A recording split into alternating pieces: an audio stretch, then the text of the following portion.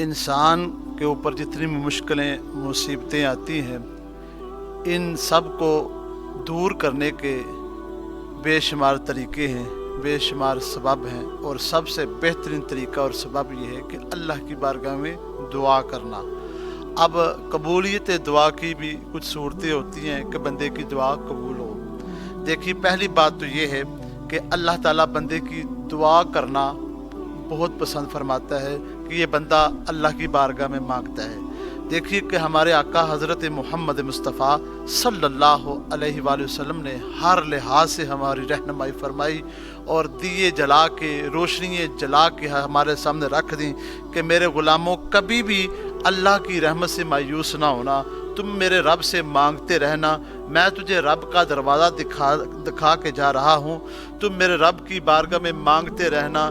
तुम मांगते रहोगे, वसीला मेरा डालते रहोगे, खालिक़ कायनात तुम्हारी दुआ को कबूल फरमाता रहेगा।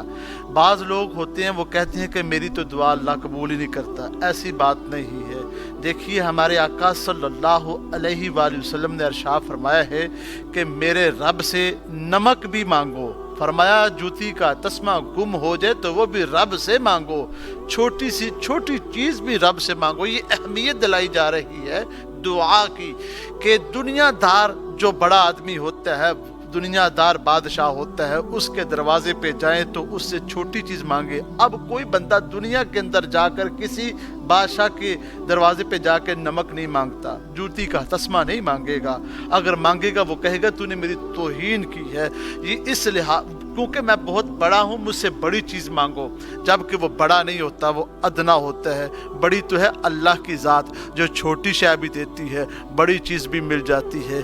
उस अल्लाह की बारगाह में दुआ मांगने के लिए हमें अल्लाह के प्यारे हबीब हज़रत मोहम्मद मुस्तफ़ा सल्लल्लाहु अलैहि वसल्लम ने दरवाज़ा दिखाया है कि अल्लाह की बारगाह से मांगो। अब हम अल्लाह की बारगाह में दुआ मांगेंगे। अब दुआ, कबूलियत दुआ की 3 सूरतें हैं, ये समझनी चाहिए।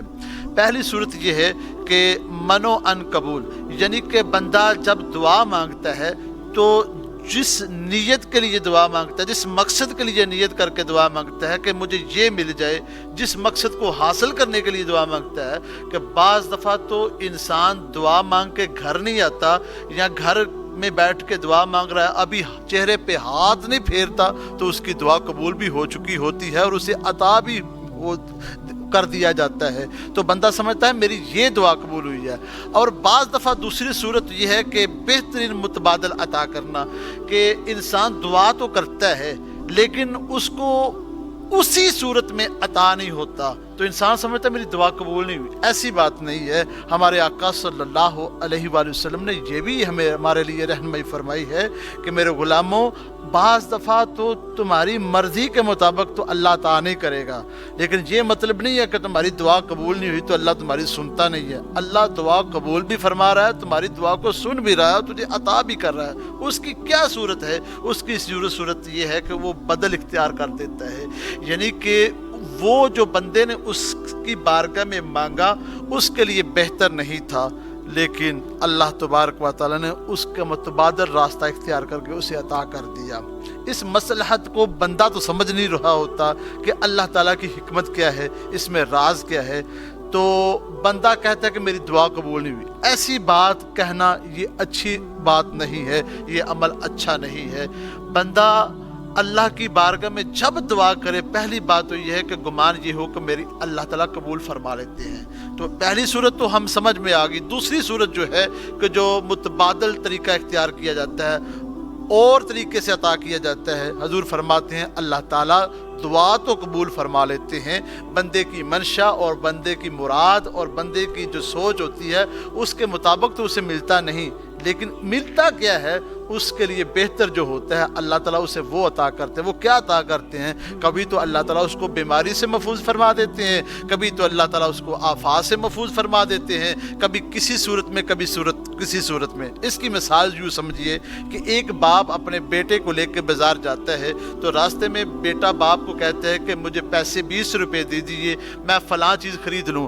अगर वो बाप की मर्ज़ी के मुताबिक बेहतर हो, अब बच्चा तो नादान है, उसे समझ नहीं है कि अगर मैं ये खरीदूंगा, ये लूँगा, मेरे लिए बेहतर है, तबीयत के लिए बेहतर है, मुझे नुकसान ना दो, कहीं ऐसा ना हो मेरी सेहत बिगड़ जाए, कहीं ऐसा ना हो कोई ये जहरीली चीज़ हो। लेकिन बाप समझ रहा होता है। अगर बाप को ये पता हो कि ये चीज़ जो मांग रहा है ये दुरुस्त नहीं, तो बाप जो है उसे ले के नहीं देता। अगर दुरुस्त हो तो फौरी तौर पर उसको पैसे देता है, अता कर देता है। और दूसरी सूरत में कहता है कि अगर पसंद ना हो, कहता है कि मेरे बेटे तुम पैसे जितने मर्जी खर्च कर लो, लेकिन ये चीज़ तुम्हारे लिए दुरुस्त नहीं है, आओ तुझे मैं बताता हूँ तुम्हारे लिए दुरुस्त क्या है।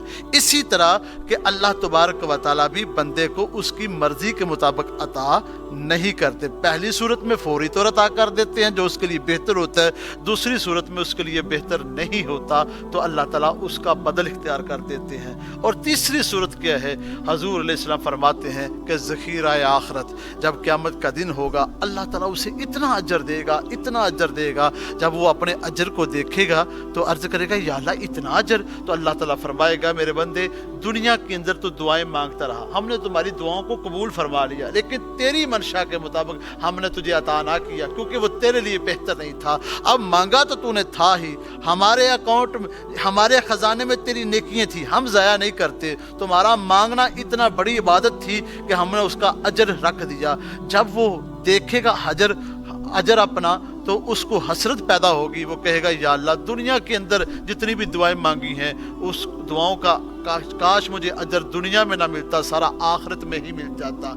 अब यहाँ पे ये तीन सूरतें हो गई कि दुआ मांग कबूलियत की।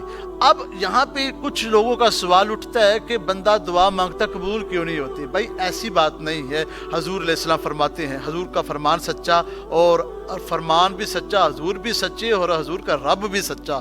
हजूर अलैहिस्सलाम फरमाते हैं जब मेरा गुलाम मेरा उम्मती बंदा मोमन जब अल्लाह की बारगाह में दुआ करता है तो हाथ उठा के मांगता है तो अल्लाह ताला को हया आती है कि उसके खाली हाथों को वापस लौटा दे। ये देखिए कि दुनिया धार के दरवाजे पे कोई जाए तो वो खाली नहीं उठाता, तो जो रब की बारगाह में आ जाए तो उसे खाली किस तरह उठाया जाएगा। तो ये तीन सूरतें हैं दुआ की कबूलियत के।